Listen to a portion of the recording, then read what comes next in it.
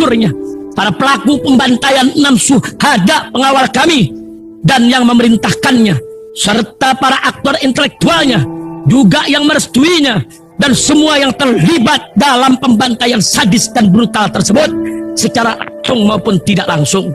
Allahumma dammirhum tadmira waqtulhum balada wala tughadhir minhum ahada ya qawi ya matin ya muntaqim amin ya rabbal alamin.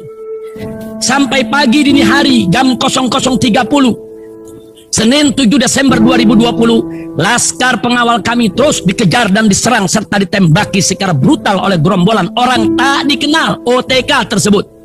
Saya dan keluarga selamat, tapi 6 laskar FPI pengawal kami diculik dan akhirnya mereka dibawa masuk kembali ke dalam tol Kerawang, lalu dibawa ke kilometer 50. Selanjutnya digiring ke suatu tempat untuk disiksa dengan sadis dan dibunuh secara kejam dan biadab. Semoga Allah subhanahu wa ta'ala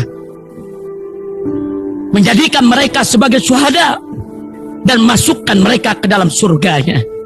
Allahumma ighfir lahum maghfiratan jami'ah warhamhum rahmatan wasi'ah wa adkhilhum jannatal firdausil a'la birahmatika ya arhamar rahimin. Majelis hakim yang mulia,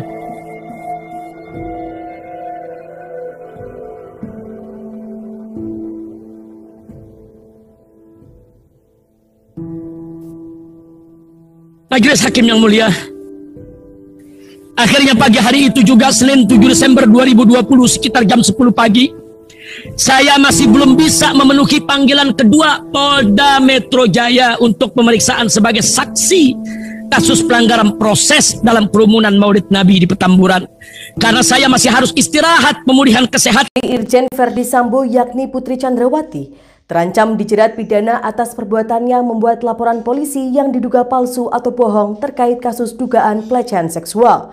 Adapun sebelumnya diketahui Putri Chandrawati membuat laporan ke Polres Metro Jakarta Selatan terkait dugaan pelecehan seksual dengan terlapor Brigadir Nofriansyah Yosua Huta Barat atau Brigadir J. Laporan tersebut terdaftar dengan nomor LPB 1630-7/2022 Polres Metro Jakarta Selatan Polda Metro Jaya pada tanggal 9 Juli 2022 lalu.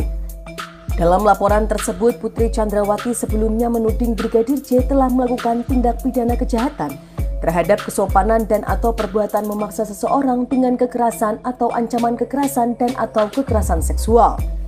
Hal itu sebagaimana dimaksud dalam pasal 289 KUHP dan atau pasal 335 KUHP dan atau pasal 4 J pasal 6 UU RI nomor 12 tahun 2022 tentang tindak pidana kekerasan seksual. Hal tersebut disampaikan Direktur Tindak Pidana Umum Bareskrim Polri Brigjen Andirian Jajadi di Mabes Polri Jakarta pada Jumat 12 Agustus 2022. Seiring perkembangan kasus kematian Brigadir J, kasus tersebut kemudian diambil alih Bareskrim Polri dari Polda Metro Jaya.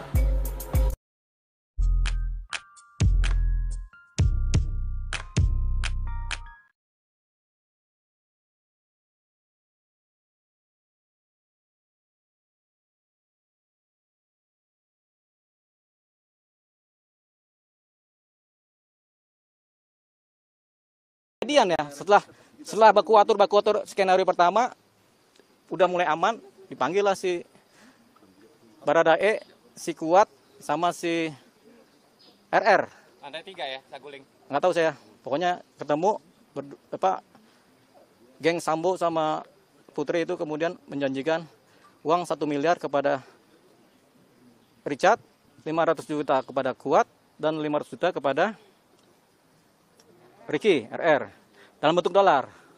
Lu pada ya, ini bahasa Betawi dulu ya. Lu pada ya, nanti gue kasih ya, tapi nanti biar aman dulu. Setelah lu SP3 ini aman, nggak bunyi-bunyi lagi suara-suara di mana, udah aman lah, dijagain sama para gangster ya. Dijaga para gangster udah aman. Ya udah, lu nanti gue kasih dolar nih, oke ya. Sama kayak waktu si Sambo ngasih apa amplop ke LPSK, kira-kira begitulah ya. Tapi kalau itu kan langsung dikasih. Tapi LPSK kan pinter. Coba kalau dikasih, belok semua LPSK tuh. Jadi nominal 1 miliar ini bukan sebelum kejadian itu ya? Bukan, setelah kejadian, berarti setelah tidak memotivasi setelah ada skenario pertama itulah.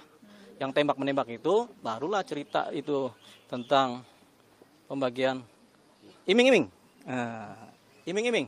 Iming-iming itu sama kayak janji. Sama kayak kita habis dijatuh cinta sama cewek, kita janji-janji untuk ngawinin kan. Pas hamil kabur. Ya kan? Itu iming-iming. Akhirnya jadi persoalan hukum. Polri tersebut melakukan pembunuhan pada Brigadir Yosua Huta Barat. Dirtipidum Barreskrim Polri menuturkan Ferdi Sambo sudah merencanakan pembunuhan sejak berada di Magelang, Jawa Tengah. Fakta bahwa rencana pembunuhan sudah dirancang saat berada di Magelang didapatkan tim khusus seusai memeriksa Ferdi Sambo di Makobrimob. Menurut Andi, rencana pembunuhan terhadap Brigadir J dilakukan setelah Irjen Ferdi Sambo mendapatkan laporan dari istrinya, Putri Chandrawati. Namun, Andirian tidak menjelaskan secara spesifik mengenai isi laporan dari istri Ferdi Sambo tersebut. Ia hanya mengatakan berdasarkan pengakuan dari Ferdi Sambo, Putri Chandrawati telah mendapatkan perlakuan yang melukai harkat martabat keluarganya dari almarhum Brigadir J saat masih di Magelang. Kemarahan dari Ferdi Sambo itulah yang memicu niat jahat menghabisi nyawa Brigadir J. Untuk memuluskan niat jahatnya, Ferdi Sambo memanggil Baradae dan Bribka RR untuk bekerja sama.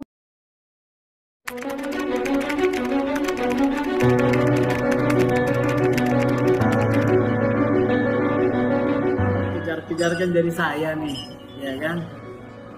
Kan saya kan tidak ada beban, ya, untuk kepentingan yang namanya pengungkapan dan mengawal kasus ini dari awal.